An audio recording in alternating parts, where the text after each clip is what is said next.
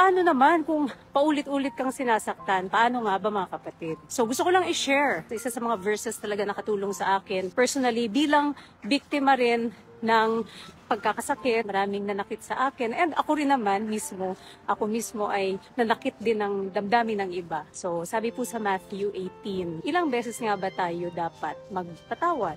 Sabi ng Panginoon, 70 times 7 times. Yan po ay symbolic.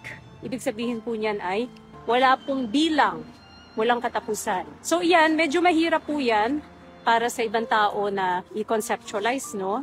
Parang ano ba yun, palagi ka na lang ba magpapaapi?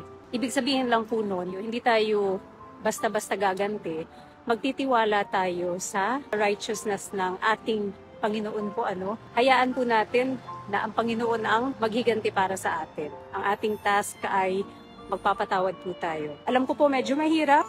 Anong makakapagpadali sa ganitong sitwasyon ng pagpapatawad, lalo na pag lagi-lagi ka nasasaktan? Pagpapadali po niyan is having a personal relationship sa Panginoon.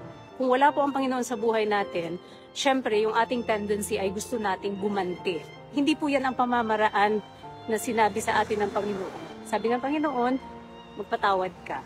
Hayaan mo na sa Kanya po manggaling yung hustisya. Hindi po maitatama ng isa pang pagkakamali, ang isang mali na nga. Kapag po wala tayong personal relationship sa Panginoon, ang nangingibabaw po sa atin is pride, yung sarili nating kagustuhan. Siyempre nga naman po, kapag ka-pride yung ating sinundan, ang mangyayari po niyan ay gusto natin tayo yung tama, gusto natin makaganti, gusto natin makalamang din. And guess what? Ano ang patutunguhan kung ganun yung ating mindset?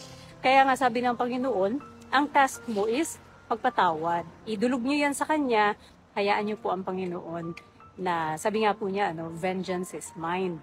Siya po ang maghihiganti para sa inyo because He is a just and righteous God. Hindi rin po natin pwedeng ipagdasal na yung mga nanakit sa atin ay, Lord, parusahan mo yan. Diba? Hindi po ganon. Bagkus po, ang atin pong ipagdasal ay magkaroon ng healing sa atin, na yung nanakit po sa atin ay maliwanagan din po at makilala din ang Panginoon. Yun po yung best. Hindi po yung, Lord, sinaktan ako nito kaya kailangan, Lord, magdusa rin siya. Right? Hindi po ganon. Kasi ang mangyayari lang sa ganon ay cycle lang yan ng pananakit sa isa't isa. Hindi po yan ever matatapos. Samantalang, kung ipagdadasal po natin yung mga nanakit sa atin na, Lord, baguhin niyo po sana ang kanyang puso. Sana po hipuin niyo po siya na siya po ay makakilala din po sa inyo. Yun po yung best prayer para doon sa mga nanakit sa atin.